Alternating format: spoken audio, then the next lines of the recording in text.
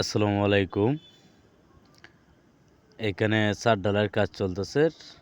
এখন ওইখানে যদি আপনি হিসাব করেন যে ৫৬০ স্কোয়ারে কত ব্যাগ সিমেন্ট লাগবে, ধৈর্য সহকারে ভিডিওটা দেখেন, অবশ্যই আপনাদের একটা ধারণা হবে যে ৫৬০ স্কোয়ারে ছাদ ঢালাই করতে কত ব্যাগ সিমেন্ট লাগবে এবং কি কি মালামাল লাগবে এবং রড সহ সম্পূর্ণ হিসাবটা আপনারা পেয়ে যাবেন ওই ভিডিওর মাধ্যমে।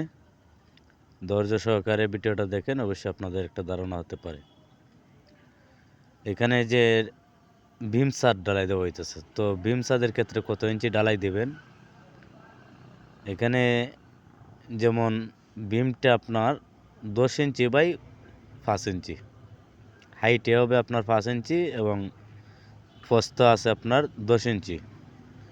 যেহেতু এখানে একটি মসজিদের কাজ এবং মসজিদের কাজটা কিন্তু আগে অন্য একজনে করছিল, এখন ওই কাজটি আমরা করতেছি প্রায় যে বারান্দার কাজটা,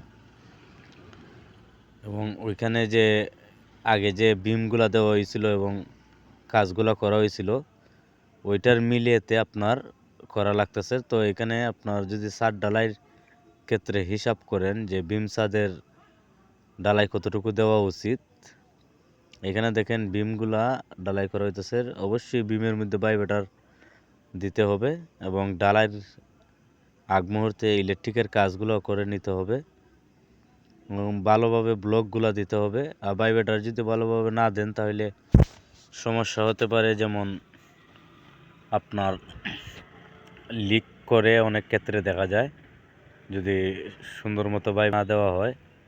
এবং রডগুলা যে দেওয়া হয়েছে সম্পূর্ণ কিন্তু 10 মিলি রড, এখানে 10 মিলি রড অর্থাৎ 300 তার যে রডটা আছে 5 ইঞ্চি গ্যাপ অর্থাৎ 10 ইঞ্চি বাই 5 ইঞ্চি গ্যাপ করে, এবং বিমের মধ্যে দেওয়া হয়েছে আপনার 6টা করে 500টা, 6টা বলতে আপনার টপ সহ 6টা, এমনি 4টা করে দেওয়া হয়েছে 500টা 16 মিলি রড।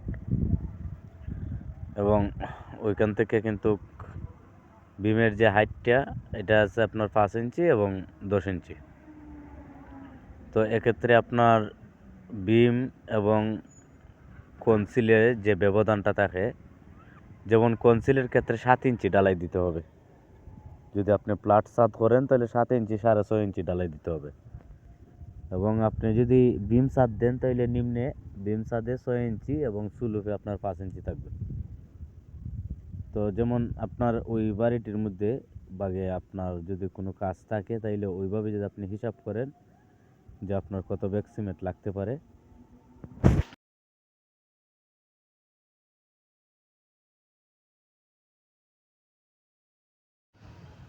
তো ওইখানে আমরা প্রায় 60 ব্যাগ সিমেন্টের প্রয়োজন হয়েছে, 560 স্কোয়ারে 60 ব্যাগ সিমেন্টের প্রয়োজন হয়েছে এবং রটের প্রয়োজন হয়েছে প্রায় আপনার 700 কেজির মতো।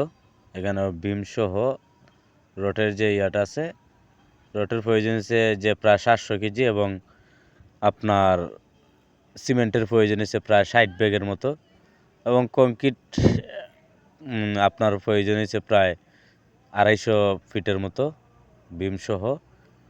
তো যারা করবেন অবশ্যই এতটুকু ছাদ যদি হয় তাহলে এতটুকু মালামালের ভিতরে আপনারা করতে পারবেন।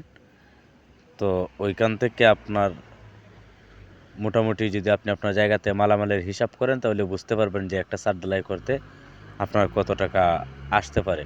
এখানে প্রায় 560 স্কোয়ারের যে একটি ছাদ, তো আপনি আপনার জায়গা থেকে হিসাব করবেন যে এতটুকু মাল মেটেরিয়াল লাগলে পরে আপনার কত টাকা আসবে।